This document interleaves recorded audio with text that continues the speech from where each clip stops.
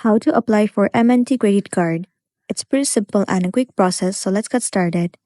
Start by moving into any of the web browser, or you can move into Safari if you are using iOS device.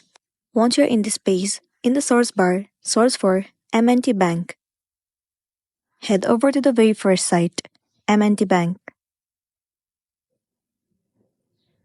It will land you on this official page of MNT Bank. Now scroll down, and then you'll see the option of credit cards. Click on it.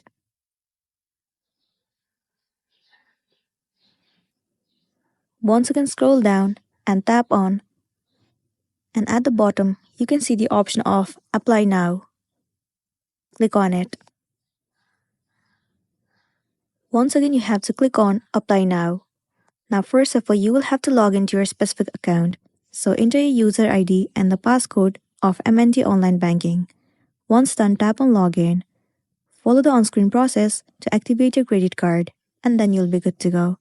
So that's the wrap for this video. If it was helpful, give it a like and check out our next tutorial. Thank you.